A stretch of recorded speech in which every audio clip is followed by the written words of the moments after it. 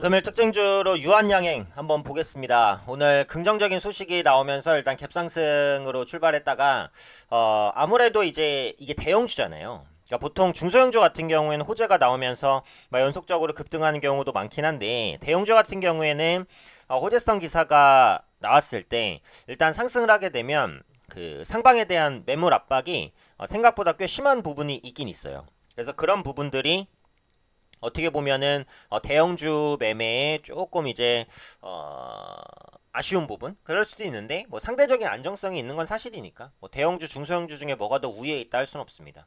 어쨌든 유한양행이 이제 액면 분할 때문에 이제 거래 정지가 됐었잖아요. 그래서 액면 분할 이후에 거래 재개 첫날인데 여기에 또 공교롭게도 기술 수출을 했었던 표적 항암제죠. 레이저 티닙의 기술료 432억 원을 수령했습니다. 그래서 그 기대감이 같이 부각되면서 급등을 했죠. 그래서 액면 분할 때문에 거래 정지 이후에 첫 거래일인데 레이저 티닙 기술료 수출 기대감 수입 기대감으로 인해서 일단 급등을 했습니다. 사실 이제 유한양행의 그 주요 파이프라인이라고 볼 수 있는 게 그 표적 항암제 레이저 티닙이죠.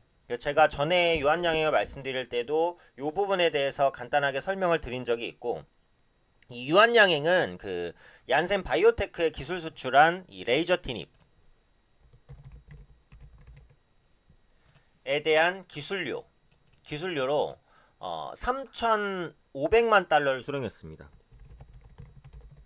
이게 현재 달러 가치 기준으로 원화로 환산했을 때 432억 원 정도가 되죠.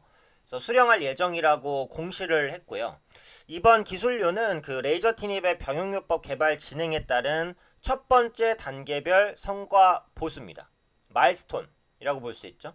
그래서 유한양행의 그 자기 자본의 2.5% 정도에 해당하는 금액이기 때문에 뭐 그렇게 엄청 큰 금액은 아니라고 볼 수 있지만 절대적으로 적은 금액도 아니다 이렇게 보시면 될 것 같아요.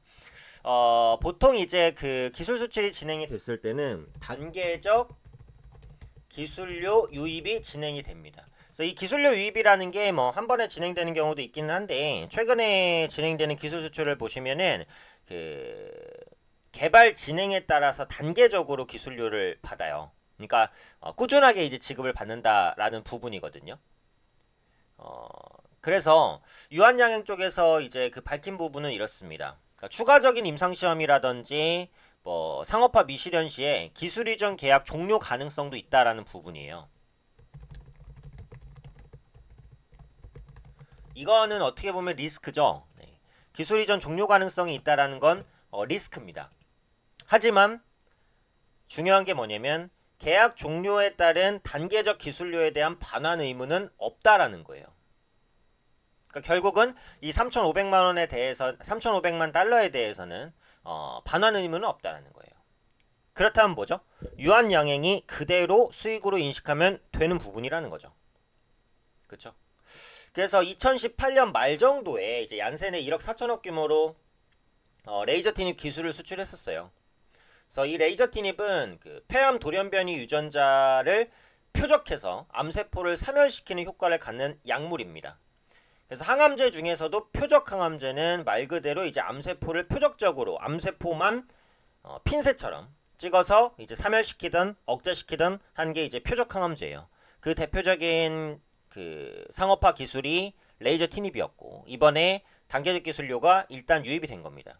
이렇게 되면 일단 기대할 수 있는 효과는 두 가지예요. 첫 번째, 앞서 말씀드렸듯이 기술 이전 종료가 돼도 단계별 기술료에 대한 반환 의무는 없으니까 완전한 수익으로 잡힌다라는 부분이고 이 레이저 티닙의 가치가 다시 한번 시장에서 회자된다라는 것. 두 번째, 제가 이제 제약바이오주를 볼 때는 특히 대형주 같은 경우 더 그런데 파이프라인이 얼마나 풍부한지 이게 중요해요.